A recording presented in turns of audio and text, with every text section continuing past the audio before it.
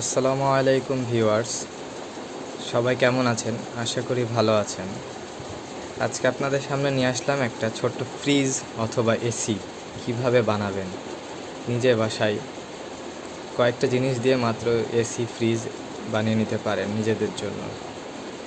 আর শিখতে পারবেন যে আসলে ফ্রিজ এবং এসি কিভাবে কাজ করে।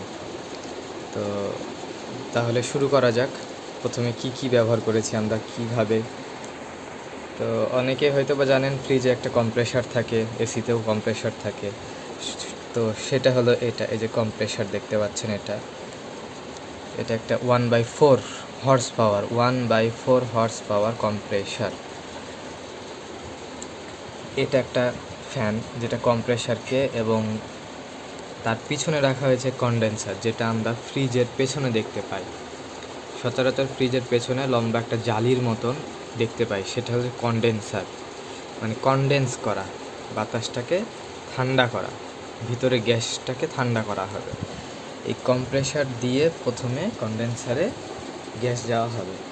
তারপরে দেখতে পাচ্ছেন আমরা, এটা একটা মিটার, লো প্রেশার মিটার বলা হয়। তো এইখানে দেখা যাচ্ছে যে 50, মানে এখন কম্প্রেসারটা অফ আছে, এটা হচ্ছে স্ট্যান্ডিং প্রেশার। তারপরে এই যে এমআর ছোট ক্যাবিন, ফ্রিজের ক্যাবিন, এটা এই যে এই ভিতরে এটা হচ্ছে চেম্বার বলে লোকাল ভাষায়, আর বইয়ের ভাষায় বলতে গেলে এটাকে ইভ্যাপোরেটর বলা হয়, ইভ্যাপোরেটর। এই যে এটাই আইস জমবে, এই পানিটা বরফে পরিণত হয়ে যাবে যখন আমি এটাকে চালাবো।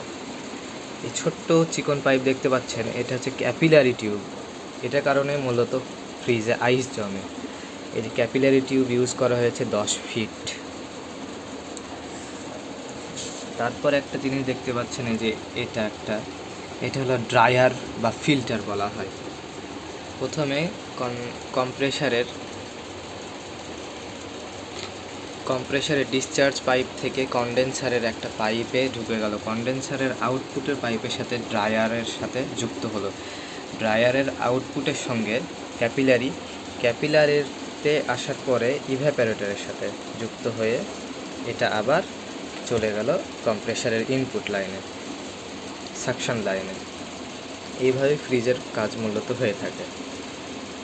তো এখন হয় কি, কম্প্রেস এয়ার এর ভিতর দিয়ে পরিচালনা করা হয়, তখন এটা গরম হয়। যখন এটা গরম হবে, তারপরে এখানে আস্তে আস্তে এটা লিকুইডে পরিণত হয়, দিয়ে এইখানে ক্যাপিলারি টিউবের ভিতর দিয়ে প্রেশার ক্রিয়েট করার পরে এখানে সেই ইভ্যাপোরেটরের ভিতরে স্প্রে হয়, যার কারণেই এই বরফ জমে। তো আজকে সাধারণত এই পর্যন্তই থাক। আগামীতে আমি আরও বলবো যে কিভাবে, কত দাম সব জিনিসের, এগুলো নিয়ে আলোচনা করব। আর আপনাদের যদি কোনো প্রশ্ন থাকে অবশ্যই কমেন্ট বক্সে জানাবেন। আর আপনারা যদি নতুন হয়ে থাকেন চ্যানেলে, অবশ্যই চ্যানেলটি সাবস্ক্রাইব করবেন এবং লাইক দিয়ে আমাদের সঙ্গে থাকবেন। ধন্যবাদ।